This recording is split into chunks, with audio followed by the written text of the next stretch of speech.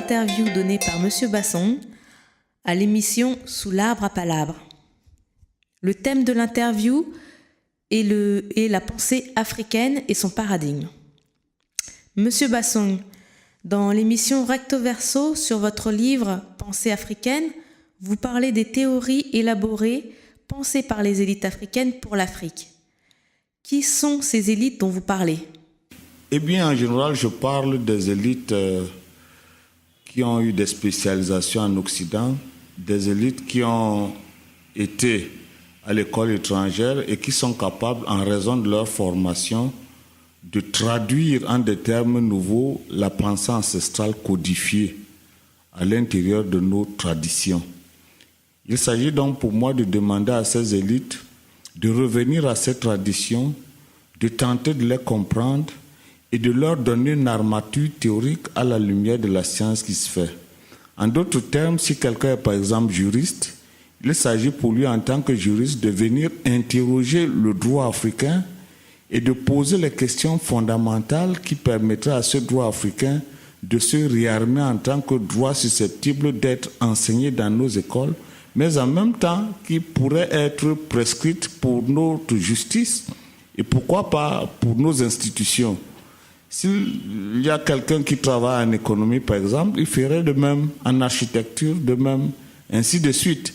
Donc, en réalité, quand je m'adresse aux élites qui sont capables et qui ont surtout envie de le faire, qui ont la passion pour cette Afrique et dont l'enjeu pour eux aussi, comme pour moi, c'est que nous puissions construire de nouvelles bases théoriques pour cette Afrique. Voilà en réalité ce que je voulais dire. Si ces élites sont actuellement celles qui dirigent l'Afrique, souvent formées en Occident, avec comme socle ou comme vision leur paradigme, est-il raisonnable de compter sur eux pour organiser et mettre en place ces théories ? Eh bien, je pense effectivement à ces élites qui aujourd'hui occupent la scène, qui sont sur le devant de la scène en Afrique, le devant de la scène politique, étant entendu que ce sont ces élites qui sont capables de mettre toutes ces recherches que nous faisons au service de leur peuple. Vous savez très bien que pour mettre ces recherches au service de nos peuples, il faut bien qu'il y ait des personnes à des instances de décision. Ces instances de décision sont les ministères que nous avons dans tous les pays africains.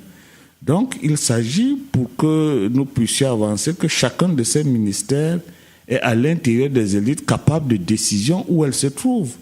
Ainsi donc, ces élites chargées de ces théories pourrait de manière astucieuse permettre de faire changer les choses ou tout au moins bouger certaines lignes fortes, de telle manière que cette théorie prenne assise dans le corps social.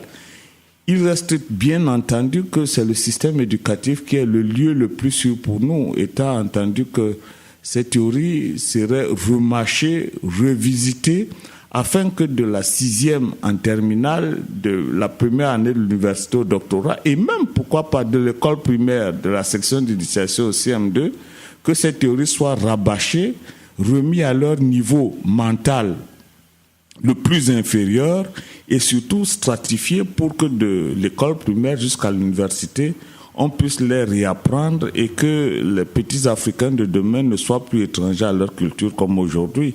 Voilà un tout petit peu la question qui me préoccupait. Des théories ont déjà été échafaudées par Cheikh Anta Diop et Sankara, entre autres. Pourquoi en élaborer d'autres alors que celles-ci n'ont pas été appliquées ? Je ne pense pas que Cheikh Anta Diop et Sankara, Thomas Sankara, il me semble que c'est de lui qu'il s'agit. Je ne pense pas qu'ils aient élaboré des théories pour l'Afrique. Moi, je pense que le discours de Cheikh Anta Diop, que je connais bien, a eu 2 versants historiques. Le premier versant, Cheikh Anta Diop nous a dit « Regardez l'Afrique profonde et étudiez l'Égypte ancienne. Vous allez vous rendre compte que cette Égypte ancienne que moi, Cheikh Anta Diop, je connais et que je pratique, cette Égypte ancienne, disais-je, est exactement le reflet de nos cultures actuelles.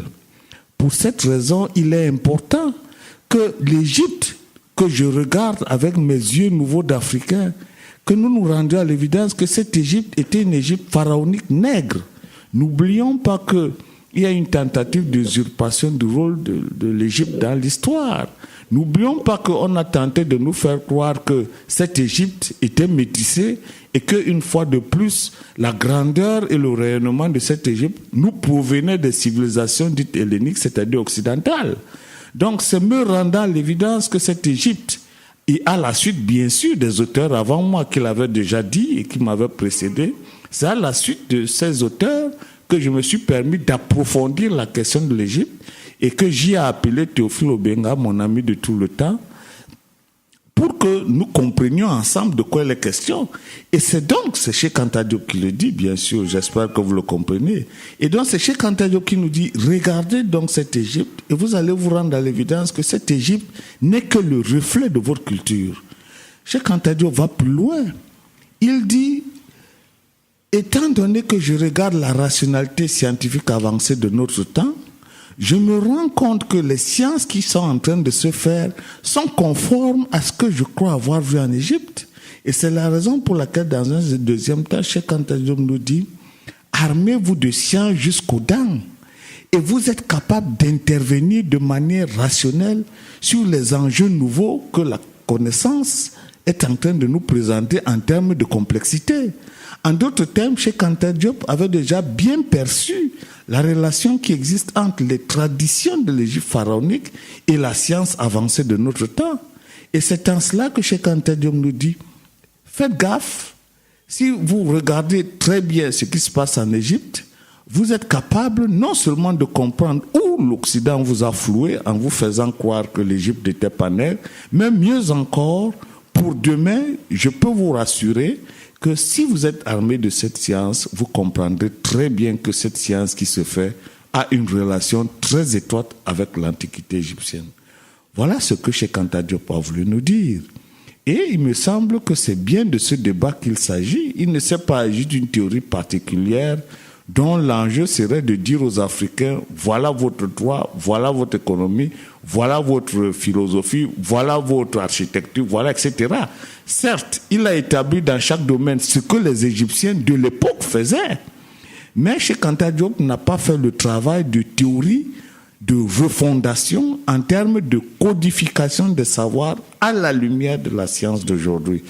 Bien sûr, je ne doute pas un seul instant que si Cheikh Anta Diop avait eu le temps de le faire, il l'aurait fait. Mais néanmoins, il nous appartient aujourd'hui donc de refaire ce travail de reconversion en regardant de très près toutes nos cultures actuelles, en nous reposant la question de savoir est-ce que ces cultures ont une relation avec l'Égypte? Si oui, en quoi? Et ensuite, la dernière question serait est-ce que ces cultures ont effectivement quelque chose à voir avec la science avancée de notre temps? Voilà ce que je crois que Cheikh Anta Diop a dit. Concernant Sankara, je ne pense pas que Sankara ait posé de théorie. Je pense que Sankara nous a simplement montré de manière pratique comment est-ce qu'en retournant à nos racines, nous pouvions tenter de reconquérir demain. Or, moi, je parle des théories scientifiques entendues comme étant l'enjeu du contrôle théorique de nos traditions et la capacité de faire en sorte que cette tradition soit conforme à la science qui se fait. Voilà un tout petit peu ce que je pense concernant ça. Ne pensez-vous pas qu'il appartient aux penseurs libérés de ces paradigmes étrangers et attachés aux nôtres de les concevoir ? Bien sûr, je crois que les penseurs africains n'arriveront pas à cette quête s'ils ne sont pas libérés. Il est très important, et je suis d'accord avec vous, votre question le montre, il est très important que les Africains ne fassent pas cette quête dangereuse souvent de synthèse et de syncrétisme qu'on voit dans nos thèses de manière régulière. Je prends un exemple pour que vous compreniez. Il y a beaucoup de chercheurs qui prétendent, par exemple, parler de la femme africaine en parlant de la femme d'aujourd'hui dans une Afrique d'aujourd'hui déjà colonisée. Comment voulez-vous qu'ils aient des réponses adéquates s'ils s'en tiennent uniquement à la femme d'aujourd'hui dont on voit effectivement que sur le plan général juridique, elle n'a plus les ressorts qui étaient les siens lorsqu'elle était dans l'Afrique traditionnelle. N'oublions pas que nous avons eu 2 coupures magistrales civilisationnelles. La première coupure, c'est celle du modèle arabo-islamique qui a tenté d'imposer aux Africains leur manière d'être, la manière, je veux dire, des Arabes d'être. Toutes nos cultures, et vous allez très bien le remarquer, ethniques, se sont séparées de nos traditions comme si elles étaient par essence fondamentalement opposées à toute idée de modernité. Cruel pour l'Afrique que le modèle chrétien, dans la mesure où le nombre de déportés en esclavage, avec les morts qui s'ensuivent, ont été importants dans les deux cas. Voilà donc tout simplement ce que je voulais dire. Et en cela, je dis que nous ne pouvons pas continuer à faire ce que les anciens ont fait. Je parle des savants comme les Gerbervin, les gens comme les Jean Markella, dont les écrits sont connus un peu partout dans le monde, mais qui ont eu malheureusement la maladresse de faire des recherches et chaque fois de faire en sorte que ces recherches profitent plus à la chrétienté ou au christianisme proclamé universel. Et jusqu'aujourd'hui, il y a des Africains qui font des thèses uniquement dans le sens d'enrichir le modèle dominant, le modèle universel chrétien, au lieu de poser nos religions traditionnelles comme étant des religions entièrement autonomes, au lieu de penser l'Afrique comme un modèle à part entière, digne d'intérêt sur le plan scientifique. C'est ainsi que vous voyez très bien, il y a une pensée juive, il y a une pensée chrétienne occidentale, il y a une pensée japonaise, il y a une pensée arabe, mais l'Afrique tarde à avoir sa pensée et tout se passe comme si l'Afrique n'aurait pas de pensée. Et je crois qu'il y a même beaucoup d'Africains qui le pensent, et d'Africains sérieux, d'intellectuels, dignes d'intérêt, qui croient que l'Afrique n'a pas eu de pensée et qui ne sont même plus capables de savoir s'il est possible de se réapproprier cette pensée qui a été diluée dans le modèle du christianisme. Voilà la question de fond, et je suis d'accord avec vous. Il est souhaitable que les Africains libérés de ces paradigmes, donc je veux dire, les égyptologues devraient être en première ligne pour cette chose. Il est souhaitable que ce soit les Africains libérés qui puissent faire ce travail pour que l'Afrique s'en sorte. Je signale donc en passant que pour que nous ayons de bons résultats, de bonnes thèses, de bonnes théories, il faudrait que nous abordions ce problème de recherche sur 3 plans. Le premier plan, c'est que si nous voulons par exemple parler de la femme africaine, si nous voulons par exemple parler des institutions africaines, si nous voulons parler du modèle économique africain, la première question doit être: est-ce que l'Afrique antique égyptienne a fait cas de cette question? Si oui, si nous sommes capables de dire ce que l'Égypte ancienne a produit en termes d'économie, de modèle politique, juridique ou de modèle concernant la femme, voilà la première partie de la recherche que nous devons faire. La deuxième partie consisterait donc à nous poser la question, en termes de culture, quels sont les apports islamiques qui ont été adressés à l'endroit de nos cultures actuelles? Quels sont les apports du christianisme pour que nous sachions démêler les chevaux? Il n'est pas souhaitable que nous ne sachions pas de manière exacte les apports chrétiens ou les apports islamiques dans le cadre actuel de nos cultures. Parce qu'on a souvent tendance à tout confondre. Il y a souvent des modèles de pensée qui sont uniquement chrétiens ou islamiques, que l'on croit être des modèles africains, en raison du fait que ces modèles ont plus ou moins absorbé les nôtres. Non. Il faudrait que nous sachions exactement quelle est la boîte noire de notre pensée. Et il s'agit de faire en sorte que cette boîte noire, que nous sachions la dissocier des apports islamiques et des apports chrétiens.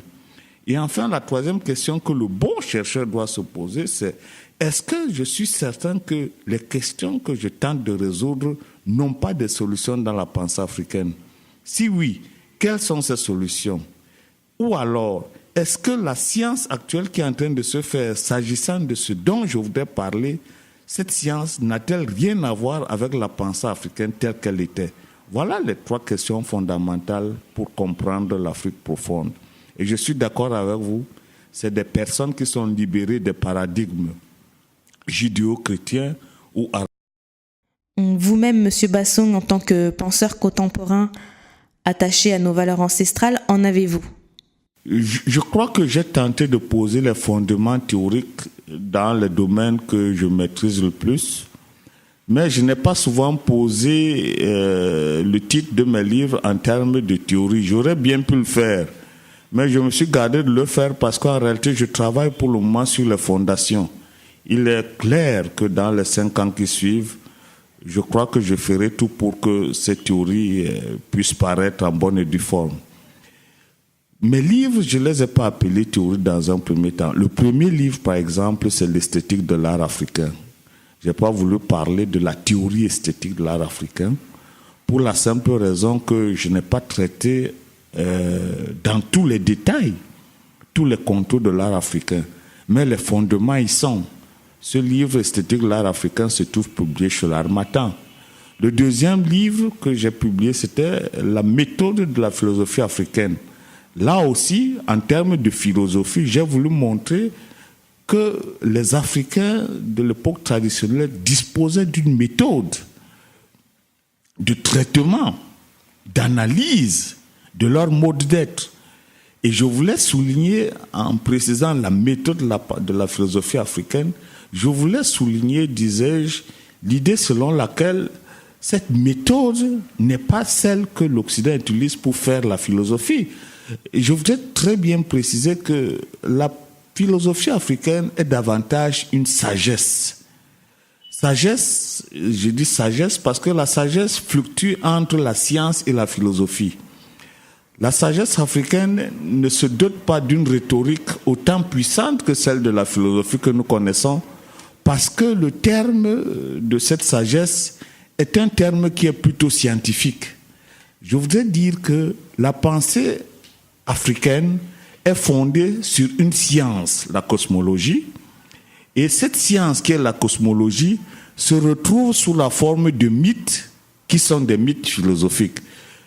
Peut-être que c'est très difficile de vous faire comprendre ce que je suis en train de dire, mais si vous lisez mon dernier ouvrage, La pensée africaine, je fais précisément le point sur cette question, à savoir qu'est-ce qui a fondé la pensée africaine.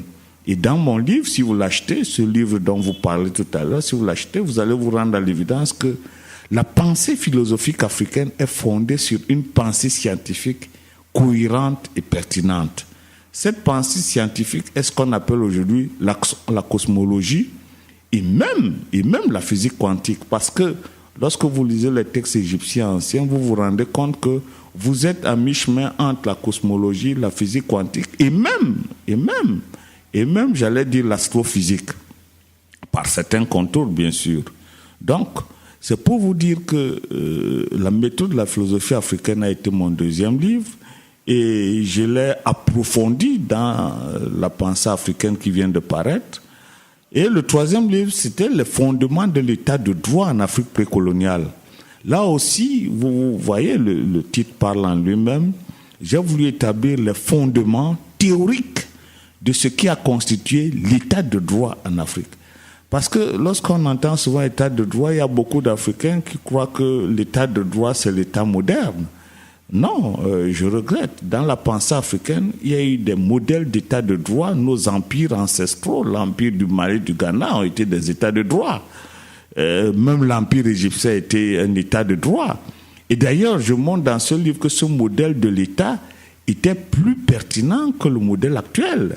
Et c'est cela que je redis. Je redis que dans tous les domaines de la connaissance, Cheikh Anta Diop avait raison de penser que les modèles africains pouvaient faire figure à part entière de théorie fondationnelle pour l'Afrique de demain, non seulement en termes de cohérence et en termes de pertinence.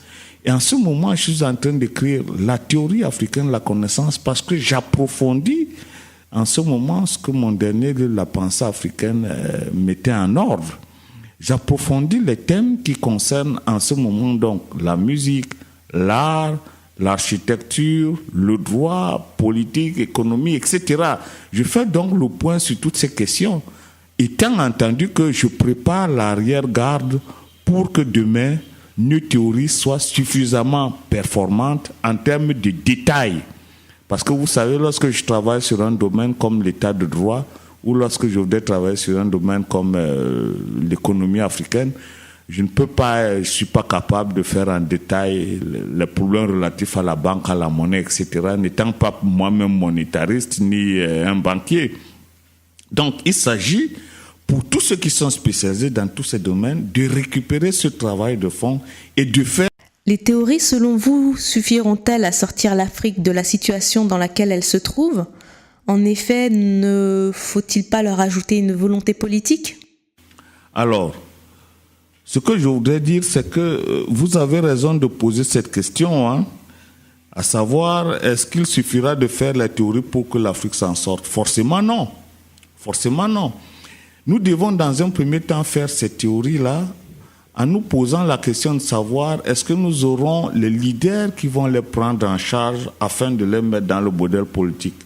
Je le dis parce que vous avez vu par exemple Gbagbo, vous avez vu ce qui est arrivé à Gbagbo lorsqu'il a cru pouvoir défier l'Occident. Il lui a manqué une théorie monétaire, il lui a manqué une théorie économique, il lui a manqué une théorie politique parce qu'il a été pris dans le piège des modèles de l'Occident. Et ces modèles-là, ils ne pouvaient pas lutter contre ces mêmes modèles dans le cadre de sa volonté de prendre en charge le destin de la Côte d'Ivoire. Donc vous comprenez, si vous n'avez pas un chef d'État ou un leader politique, dont l'enjeu c'est de prendre en charge ces théories pour les mettre en exécution dans les pays africains, nous ne pourrons pas nous en sortir. D'où l'idée selon laquelle, après ces théories, nous commencions à nous préoccuper de prendre le pouvoir partout en Afrique. C'est ça ce que les Kamites doivent se faire et se mettre en tête. Il s'agira, lorsque nous aurons fini d'écrire cette théorie, de faire en sorte que les Kamites se préoccupent de savoir comment prendre le pouvoir partout en Afrique. Il me semble qu'il y a des Africains, des Kamites qui s'en préoccupent. Je crois que Jean-Pierre Kaya, avec qui j'ai eu des discussions, s'en préoccupe. Et je crois même qu'il a monté un mouvement de libération dont il tente de poser les jalons dans tous les pays africains, dans ce qu'il appelle le Parti révolutionnaire. Il y a les Kofi Gomez qui sont préoccupés par ces questions. Je crois que Calix Biala aussi, dans une moindre mesure. Mais il y a des Kamites qui me semblent être attachés à l'idée selon laquelle nous n'allons pas nous contenter uniquement de pondre des livres, mais le temps arrive où nous devons nous préoccuper de savoir si nous ne pouvons pas renverser le pouvoir partout en Afrique. Quand je dis renverser, ce n'est pas d'un point de vue militaire, encore que nous n'ayons pas les moyens, nous autres qui réfléchissons sur l'Afrique de demain en termes de théorie. Mais il s'agit de savoir si des Africains parmi nous ne prendraient pas en charge l'idée saine d'infiltrer le pouvoir politique partout en Afrique et de faire en sorte que nos idées puissent gagner de plus en plus du terrain. Voilà un peu ce à quoi je crois qu'il faut s'attacher. Donc, je suis d'accord avec vous, sortir de l'Afrique avec nos théories, mais encore avec une volonté politique, étant entendu que cette volonté politique permettrait à cette théorie de faire corps avec le corps social et avec nos institutions. Pensez-vous que ces théories doivent être diffusées auprès de la diaspora, étant donné que par définition, celle-ci est à l'extérieur de Kemet ? Je comprends ce que vous voulez dire. Vous pensez peut-être que les théories, si nous finissons par les faire, la diaspora qui est éloignée des réalités ou tout au moins qui n'est pas en place en Afrique pourrait s'en approprier pour d'autres circonstances. Je ne pense pas. Je pense qu'une théorie est une théorie et elle ressemble aux théories de l'Occident ou aux théories sur l'économie, sur la pratique politique que l'Asie nous offre. Je crois que les théories sont les théories et les aspects scientifiques doivent être diffusés afin que le débat s'engage. Et je pense que tout le monde peut apporter beaucoup aux théories africaines. D'ailleurs, je ne crois pas vous révéler qu'il y a beaucoup d'Occidentaux qui ont aidé les Africains à mieux se comprendre. Il y a beaucoup d'Occidentaux qui aident les Africains à parfaire leur modèle théorique, puisqu'ils ont fait des recherches concernant ces aspects. Donc, on ne ferme pas, on ouvre, on fait en sorte que tout le monde comprenne ces théories, que tout le monde apporte sa pierre. Et je crois que ce n'est que de cette façon que la diaspora aura aussi son mot à dire dans le contexte de cette théorie. Les théories sont par essence discutables et elles sont falsifiables, comme on dit en science, c'est-à-dire que il n'y a que la rationalité et la cohérence des avis qui importent. Comment pensez-vous qu'il faille diffuser ces théories à Kemet et à sa diaspora, sans que celle-ci soit trop élitiste et écarte le peuple kémite. Ah, je comprends ce que vous voulez dire. Vous pensez que le thème théorie, effectivement, comme il fait peur, c'est vrai qu'a priori c'est très élitiste. Mais je pense que toutes les théories sont faites pour ne pas être des choses diffusables de cette manière-là à tout le monde. Et l'enjeu précisément, c'est que les journalistes que vous êtes, l'enjeu c'est que le système éducatif les transporte au niveau le plus bas possible. A priori, les chercheurs de grand calibre ne peuvent pas en même temps, ne sont pas forcément ceux qui doivent diffuser le plus facilement possible leurs expériences. Même s'il est vrai qu'on trouve aujourd'hui dans le monde de très grands scientifiques qui ont cette capacité à dire en des mots très simples des choses extrêmement complexes. Je suis d'accord avec vous, nous devons faire cet effort. Mais en même temps, il est difficile à tout le monde de faire cet effort. Je veux dire à tous les scientifiques. Tout le monde ne peut pas aller de la même façon Kant ou Aristote. Mais il faut bien qu'il y ait des enseignants qui retransmettent ce que Kant dit en des thèmes très complexes à comprendre. Il faut bien qu'il y ait ces enseignants-là qui les retransmettent dans les lieux, dans les milieux scolaires. Donc votre préoccupation est saine et souhaitable. Et il s'agit donc que cette théorie que nous allons faire ou refaire soit administrée avec la plus grande, avec la plus grande scientificité, et que cette scientificité soit suffisamment mâchée pour que le commun des mortels, depuis l'université jusqu'à l'école primaire, puisse très bien les comprendre. Et je suis d'accord avec vous que nous devons attacher beaucoup d'importance à cette volonté de diffusion. Comment les théories dans le domaine spirituel peuvent-elles être vécues par la diaspora ? Oui, cette question me préoccupe entièrement, puisqu'en réalité, je crois que je ne suis pas le seul à avoir cette idée. Cette idée taraude d'ailleurs beaucoup d'initiés, parce que moi, je dois vous dire que je suis initié au Cameroun chez un peuple qu'on appelle les Bassans. Et il est bon que ces théories deviennent spirituelles. Mais comment les théories deviennent spirituelles ?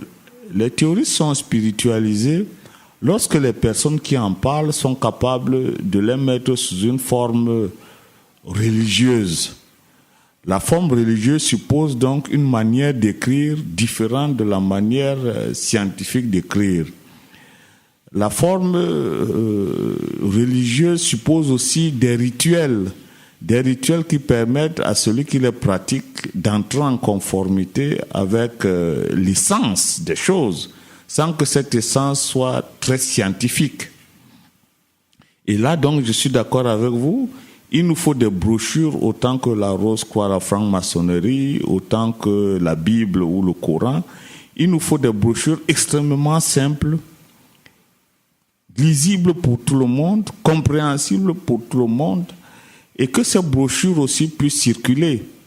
La difficulté que nous allons avoir et que nous devions forcément faire comprendre à tout le monde, ce serait de faire en sorte que ces documents qui vont circuler ne soient pas dogmatiques au sens de la Bible ou le Coran, je m'explique.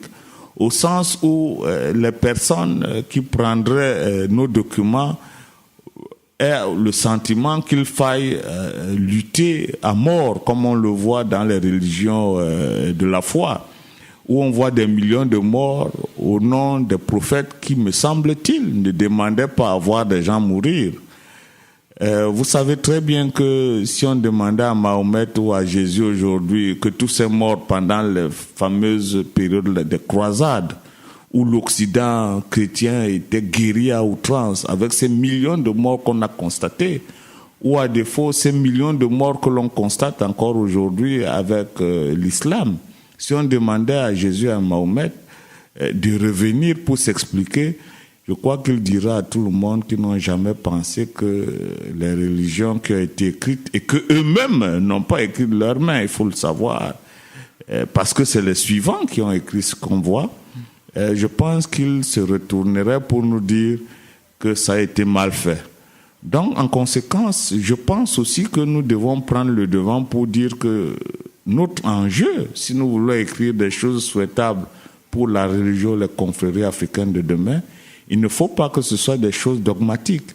Il faut que ces choses soient de l'ordre de la piété, c'est-à-dire de l'ordre de la compréhension scientifique de l'ordre du monde, mais en des termes extrêmement simples pour que ça ne ressemble pas au dogme du christianisme ou au dogme de la religion islamique. Et en ce moment même, je me prépare à écrire un ouvrage dans ce sens. Je crois que je le titrerai « Le pouvoir de la religion africaine », à moins que ça ne soit le pouvoir de l'initiation africaine, le pouvoir de l'initiation africaine.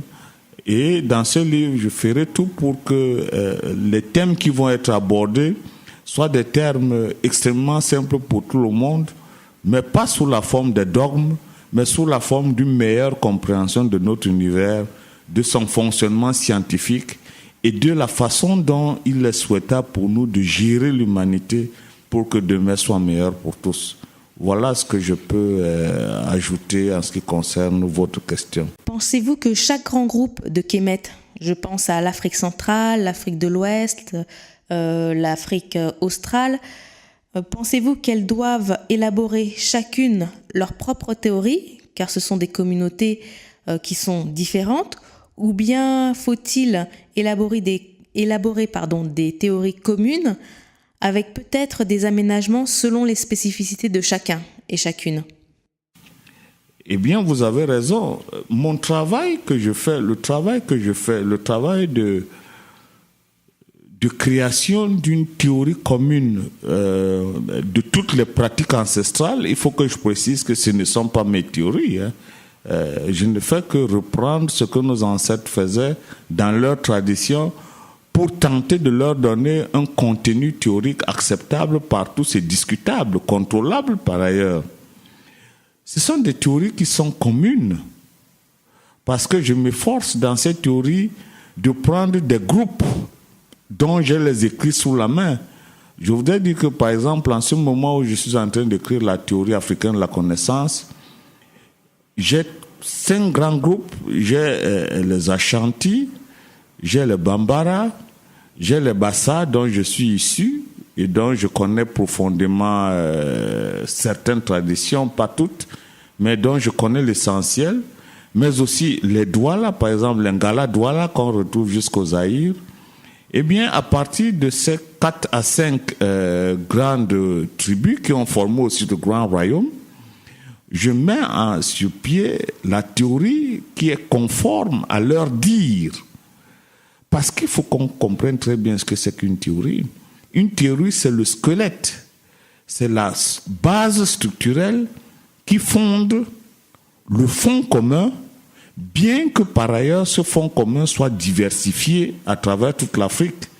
C'est-à-dire qu'on pourrait dire, pour résumer, une théorie, c'est ce qu'il y a de stable structurellement, et c'est cette même théorie qui est à la fois diversifiée sur le plan de l'organisation. Vous savez très bien que dans le terre, dans l'espace, toutes les choses que nous faisons, toutes les pensées que nous avons, toutes les structures que nous avons sont condamnées à mourir, plus ou moins. On appelle ça l'entropie. Toutes les choses sont condamnées à vieillir, à mourir exactement comme l'homme meurt. Les langues dérivent exactement comme l'homme dérive. Donc, toutes nos manières de fonctionner ne sont pas statiques dans le temps et dans l'espace. Toutes ces manières de faire prennent des connotations différentes en fonction de l'écosystème. Parce que c'est l'écosystème qui imprime le modèle en termes de, en termes transcendants. Par exemple, la langue, les intonations changent selon qu'on est en montagne ou en vallée. Donc vous comprenez très bien que selon qu'on est dans un milieu forestier ou dans un milieu de savane, le corps, l'architecture du corps et l'architecture de la langue, l'architecture de tout ce que nous faisons change. Et d'ailleurs, et vous le savez très bien, l'écosystème encore a plus d'importance. Parce que selon que vous êtes en forêt ou en savane, vous n'utilisez pas les mêmes atouts que la nature donne. Je prends un cas simple pour que vous compreniez. Le chasse-mouche, par exemple, en région de forêt, il est fait avec les palmiers de raffia, les nervures des palmiers de raffia, tandis que c'est ce même chasse-mouche qu'on retrouve en savane avec, par exemple, les poils de cheval, qui constituent donc un treillis qui est donc le support du chasse-mouche. Donc voilà un cas, par exemple, qui vous montre qu'il y a une stabilité structurelle en termes de pensée, mais il y a une diversification en termes de ce que l'écosystème nous donne afin que nous nous adaptions. Et cela est valable dans les faits sociaux, dans les techniques traditionnelles. Cela aussi est effectif dans le cadre de la langue. Par exemple, quand nous étudions les langues africaines, négro-africaines que nous avons actuellement, ceux qui font les hiéroglyphes ou les langues anciennes de l'Égypte savent très bien qu'il y a des ressemblances entre ces langues-là et nos langues actuelles. Je vous donne des exemples très précis pour que vous compreniez. Par exemple, le dieu Thoth en Égypte, qui était le dieu de la connaissance de la vérité. Dans ma langue bassa, on dit Tos. Quand un sage dit Tosno, ça veut dire voilà la vérité des vérités. Vous voyez donc que le terme Tos, que vous croyez a priori être Thoth Ndjaouti, qui relève des traditions ancestrales africaines depuis l'Égypte pharaonique, se retrouve dans nos langues. Vous avez par exemple le dieu Atum. Quand on dit Atum en Égypte, le Bassa dit Atum, Batum, chez le Bassa actuel dit Batum. Et quand le Bassa dit Toumankwa, c'est-à-dire que c'est un événement particulier qui advient et qui rappelle donc le Toum égyptien qui est advenu à l'existence afin que Ra le porte en gloire. Il y a beaucoup d'autres mots. Le terme Maat en Égypte, qui est le dieu de la vérité, de la justice. Le Bassa que je dis Mea, pour dire écoute ce que je veux dire. En réalité, dans l'ancien Bassa, on dirait la vérité est que je vous dis que Mea. Vous comprenez? Donc, Maat, c'est Mea. C'est-à-dire, le Bassa se dit par exemple Man Mea. C'est-à-dire, c'est l'enfant de la justice et de la vérité. Et si vous demandez au Bassa actuel, ils ne pourront pas vous dire parce qu'ils n'ont pas la relation avec l'ancienne Égypte. D'où donc vous comprenez, notre relation à l'Égypte est si profonde que si nous ne nous réapproprions pas les racines de l'Égypte, nous ne pouvons pas comprendre de fond en comble nos langues actuelles. Donc, je suis d'accord avec vous que les théories qui vont être élaborées doivent être reprises par chaque communauté. Parce que ce que je dis dans mes livres, par exemple, ne concerne pas toutes les communautés. Je veux dire, lorsque je prends 5 grandes communautés, ces 5 grandes communautés ne forment pas au moins les 1000 communautés diverses par les langues de l'Afrique. Donc chacun d'entre nous doit reprendre dans sa langue respective ce que l'Afrique dit et de tenter de voir si ce que j'ai apporté par rapport à mon raisonnement et par rapport à mes réflexions, si j'ai effectué des écarts à la norme. C'est ça la science. Donc, nous devons faire ces efforts et ces efforts doivent se répercuter au sein de nos ethnies respectives, au sein de l'Afrique centrale, au sein de l'Afrique de l'Ouest, jusqu'en Afrique ancienne. Et c'est de là que nous aurons des théories de plus en plus solides et cohérentes. Et c'est donc en cela que je pense que vous avez raison de dire qu'il y aura des spécificités pour chacune de notre communauté à apporter, autant qu'il y aura un corpus fondamental pour nous tous. Parce que voyez-vous, lorsque vous êtes en Occident, quand on vous apprend la théorie générale du droit. Mais c'est ce droit qui est en Allemagne, qui est en France, qui est en Angleterre, qui est en Suède, qui est partout en Finlande. Mais pourtant, il s'agit d'une théorie. Et si vous allez regarder ceux qui parlent de cette théorie, les Français, les Allemands, des langues extrêmement différentes. Voilà ce que nous devons aussi faire. Nous devons avoir des théories enseignables à l'université, tout comme à l'école primaire et dans le secondaire, mais en même temps que nous sommes différents, en même temps que nous sommes Maliens, Camerounais, Nigérians, Sénégalais, nous devons avoir cette théorie, autant que l'Occident aussi a sa théorie générale en ayant des Français, des Allemands, des Anglais, etc., qui sont différents entre eux. Voilà donc globalement, il me semble que nous devons arriver. Je vous remercie donc pour toutes les questions que vous avez formulées à mon endroit, afin que je puisse répondre de manière, j'allais dire, plus détaillée à ce que vous avez entendu lors de mon intervention sur Pensée africaine. Forcément, je ne réponds pas à toutes les attentes. En 10 questions, on ne peut pas balayer l'ensemble des problématiques africaines. Mais comme je suis avec vous et permanent désormais dans votre radio, je crois que nous aurons le temps d'aborder toutes les autres questions et je reste à votre disposition. J'espère bien que nous finirons par arriver à un mode de réaction, comme on dit souvent, d'interaction radiophonique, où en parlant que les personnes qui ont des questions immédiatement me les posent chemin faisant ou à la fin de l'émission. J'espère que nous allons y arriver. Mais pour le moment, vous savez, nous ne sommes pas les dieux de la technique. Nous allons nous contenter uniquement des possibilités que nous avons et que nous avons utilisées pour vous faire parvenir les messages que vous avez reçus en ce moment. Je vous remercie pour tout, Madame Keïta, et à très bientôt.